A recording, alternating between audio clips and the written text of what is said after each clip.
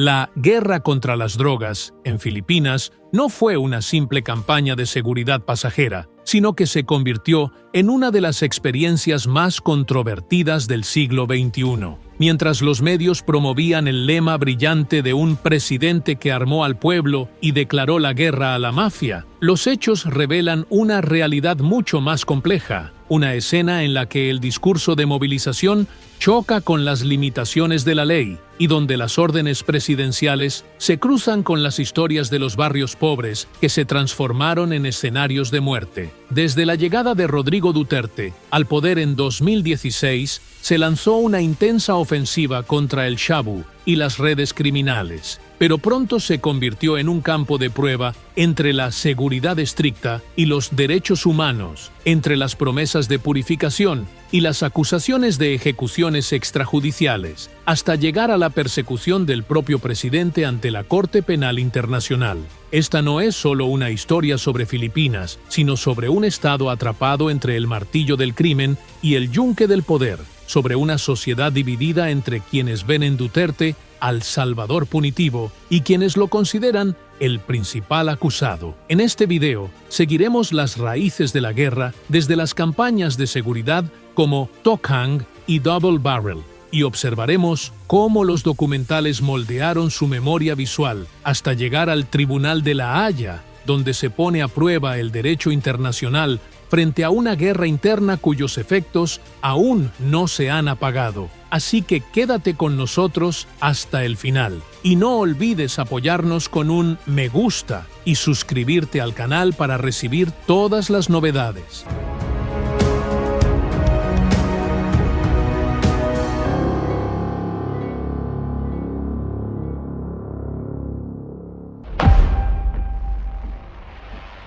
Con la llegada de Rodrigo Duterte a la presidencia en junio de 2016, se puso en marcha una campaña nacional de seguridad contra el tráfico de metanfetamina, Shabu, que no fue simplemente un plan policial, sino un discurso autoritario y confrontativo que redefinió la relación entre el Estado y el crimen.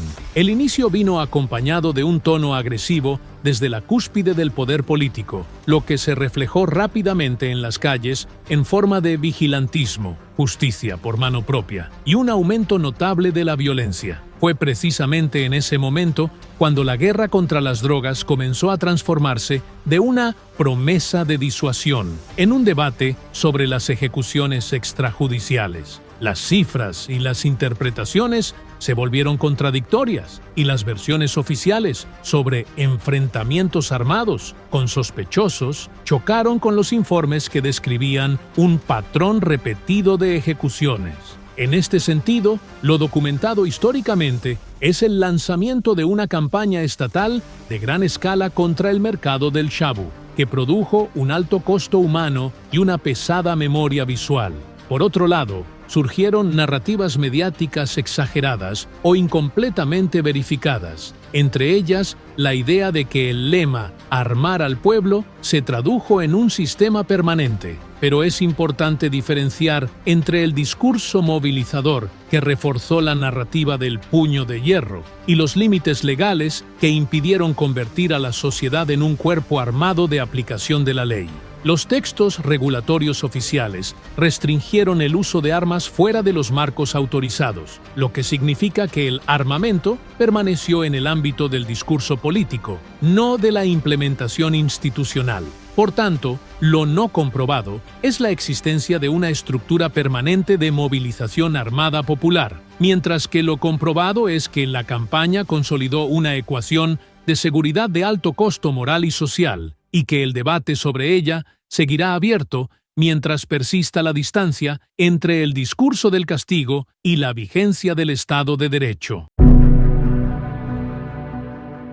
La idea comenzó desde la cima del poder, cuando Rodrigo Duterte insinuó en 2018 la posibilidad de armar a los jefes de barangay, aldeas, y a algunos voluntarios conocidos como Barangay Tanod, con armas ligeras para enfrentar la delincuencia en los barrios. Habló de entregar escopetas a los jefes de las aldeas y pistolas calibre 22 a los voluntarios tras un periodo de entrenamiento. La propuesta generó aplausos entre los partidarios del puño de hierro. pero nunca pasó de ser una iniciativa política. No llegó a convertirse en una política formalmente adoptada. En la práctica, la propuesta chocó con las leyes que regulan la posesión de armas en Filipinas, especialmente con la Ley número 10.591, conocida como Ley de Regulación de Armas de Fuego y Municiones, que restringe el proceso de licencia, posesión y porte bajo un sistema centralizado y estricto. El porte de armas fuera del domicilio requiere un permiso especial llamado PTCFOR, otorgado por la Policía Nacional Filipina,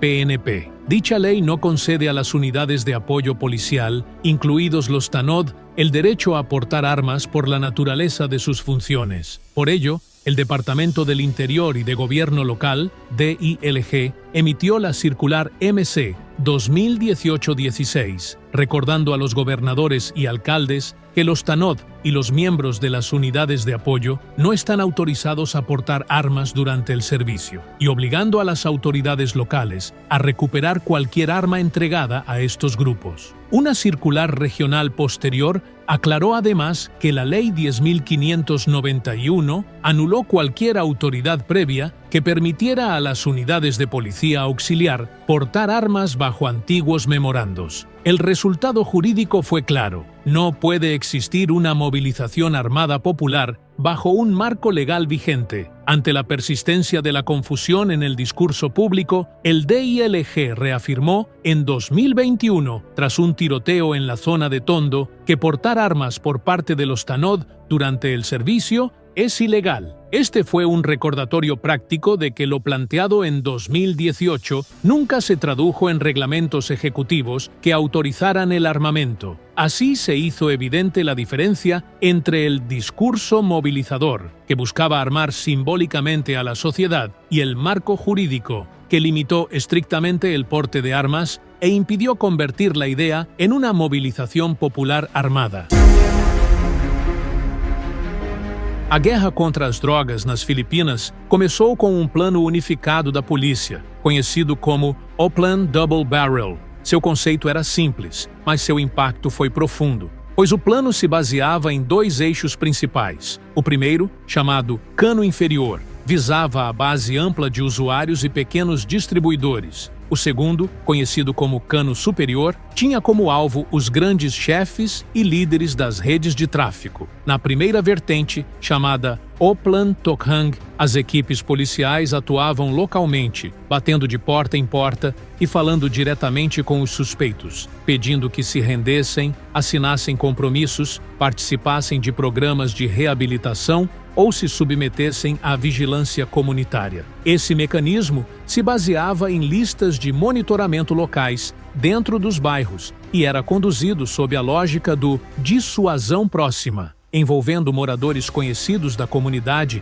para reduzir o confronto e criar pressão social direta. A segunda vertente, voltada aos High Value Targets, HVTs, ou alvos de alto valor, como líderes e chefes de redes, concentrava-se em operações de inteligência intensiva, incluindo emboscadas conhecidas como Buy Bust, invasões a laboratórios de produção de chabu, metanfetamina e rastreamento de redes de financiamento e transporte. Nessa fase, unidades especializadas entravam em ação e eram ativados canais de troca de informações entre a polícia e outras agências, com o objetivo de atingir os chefes das organizações, em vez de se limitar aos níveis mais baixos das redes. No entanto, o discurso político que acompanhou o plano teve grande influência em seu rumo. Foram feitas declarações diretas de líderes, como "atirem se resistirem", acompanhadas de desprezo público pelos direitos humanos. Isso transformou a operação de uma ação legal de aplicação da lei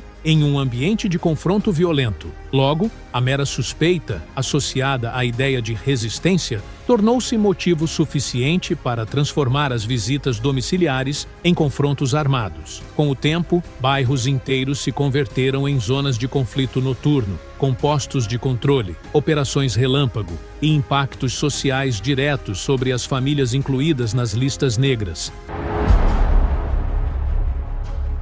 La cifra de muertos en la guerra contra las drogas en Filipinas varía según la entidad que realiza el recuento. mientras que los datos de la Agencia Filipina de Lucha contra las Drogas, PDA, y de la Policía Nacional Filipina, PNP, registran entre 6.200 y 6.250 fallecidos hasta mediados de 2022. La Alta Comisionada de las Naciones Unidas para los Derechos Humanos, ACNUDH, estimó un mínimo de más de 8.600 muertes desde 2016, advirtiendo que la cifra real podría ser mucho mayor. La discrepancia no radica solo en el debate político, sino también en las diferencias metodológicas. El gobierno considera estos casos como muertes en operaciones legítimas, mientras que las organizaciones de derechos humanos los clasifican como ejecuciones extrajudiciales, e incluso incluyen otras categorías no reflejadas en los registros oficiales, como crímenes en investigación o asesinatos cometidos por desconocidos. Esto plantea la pregunta: ¿se trata realmente de la aplicación de la ley contra sospechosos armados o de un patrón reiterado de uso excesivo de la fuerza? Para entender esta disparidad,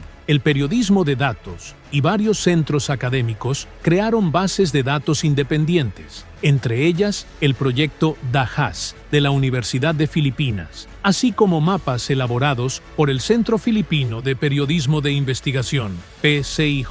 Estos estudios demostraron que la violencia tenía un carácter nacional, no se limitaba al Gran Manila, sino que se extendía por todas las provincias, lo que indica que se trataba de un fenómeno continuo, no de episodios aislados. Un ejemplo emblemático fue la llamada Noche Sangrienta de Bulacán, del 15 y 16 de agosto de 2017, en la que 32 personas fueron asesinadas en solo 24 horas durante una operación denominada One Time, Big Time. Episodios como este explican por qué la brecha entre las cifras oficiales e independientes parece estructural más que circunstancial, y por qué los mapas de los asesinatos se convirtieron en una herramienta esencial para comprender la geografía del conflicto, más allá de los datos gubernamentales centrales.